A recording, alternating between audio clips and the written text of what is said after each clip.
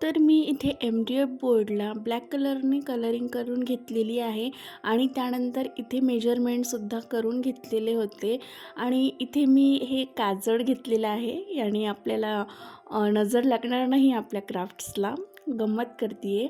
पण इथे जे मेजरमेंट वगैरे घेतलेले आहे ना, तिथे मला जे इन्स्ट्रुमेंट होते ते माझ्याकडे नेमके नाहीत ना, म्हणून त्यासाठी मी इथे काही जे ब्रशेस वगैरे आहेत त्यांचेच वापर करून इथे हे मंडाला आर्ट तयार करणार आहे आणि काही हे ॲक्रेलिक पेंट्स आहेत ज्यांचाच वापर करून आपण आता हे तयार करणार आहोत.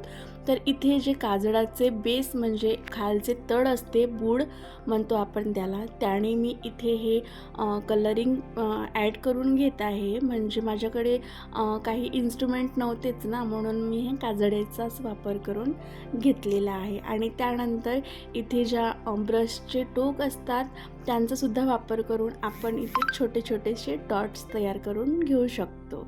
तर मी इथे ना हे मंडाला डॉट आर्ट हे पहिल्यांदा बनवते आहे. मी जस्ट फक्त इमॅजिनेशन केला होता की आपल्यालाही करायला हवं, कारण इतर क्राफ्ट्स करणारे लोक जे आहेत ना त्यांना बघून मलाही असं वाटलं की मी का नाही करायचे, माझ्याकडे नसले तरी चालेल ना, काही साहित्य मी केले तरी कुठल्याही साहित्यापासून तयार करू शकते. म्हणून मी इथे ना हे माझ्याकडे साहित्य नसतानाही काही ब्रशेसचे टोकं किंवा काही जे हे काजळ वगैरे तुम्ही बघू शकता यांचा वापर करून मी मंडाला डॉट आर्ट ट्राय करायचं ठरवलं होतं आणि ते मी करून घेते आहे. तर माहिती आहे का, तुम्हाला जर हे व्हिडिओ नक्की आवडेल ना तर माझ्या चॅनलला नक्की सबस्क्राईब करा आणि साईडच्या बेल आयकॉनलासुद्धा नक्की प्रेस करा, कारण तुम्हाला कळेल की मी कधी आणि केव्हा व्हिडिओज अपलोड केलेले आहे. म्हणून आता ते झालं सगळं काही व्हिडिओबद्दलचं.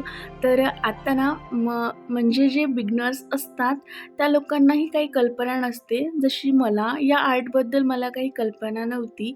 पण मी थोडं यूट्यूबवर वगैरे बघितलं आणि त्यानंतर मला समजलं की इथे काही नाही, नुसतं हे आपण कलरिंग करून काही जे इन्स्ट्रुमेंट आपल्याकडे नसले तरी त्या कलरिंग्सचा वापर करून आणि इतर कोणत्या आपल्या ज्या दिनचर्येत वापरल्या जाणाऱ्या ज्या गोष्टी आहेत, पेन, पेन्सिल वगैरे, त्यांचा वापर करूनसुद्धा आपण इतकं सुंदर हे आर्ट तयार करून घेऊ शकतो हे मला कळलं.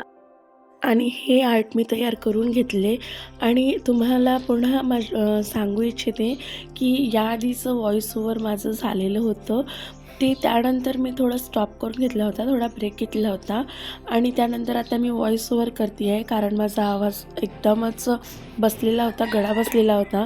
पण त्यामुळे माझी ही व्हिडिओ पण खूप लेट झालेली आहे. व्हॉइस ओव्हर मला करायचंच होतं, कारण जे याआधीचं व्हॉइस ओव्हर करून झालेलं आहे ना, त्यामध्ये मी सगळं काही तुम्हाला बोलून दाखवलेलं होतं. मला असं वाटलं की हे सगळं व्हॉइस ओव्हर पुन्हा डिलीट करून घ्यावं आणि पुन्हा परत याला व्हॉइस ओव्हर करावं. पण मग मीच ठरवलं की असू द्या, माझ्या सगळ्या व्ह्युअर्सना कळतेच की मी कुठल्या भाषेमध्ये, मराठी भाषेमध्येच बोलती आहे आणि आपले मिळते जुळतेच सगळे शब्द आहेत, त्यामुळे मी सगळं काही चेंजेस नाही करू शकले. आणि हो, माझ्या बॅकग्राऊंडला जे काही आवाज येत आहेत तुम्हाला चिमण्या पाखरांचे, ते सगळं काही तुम्ही म्हणजे इग्नोर करा आणि फक्त माझ्या व्हॉइसकडे लक्ष द्या आणि तुम्ही व्हिडिओ नीट बघा, तुम्हाला कळेल सगळं काही मी सांगितलेलंच आहे.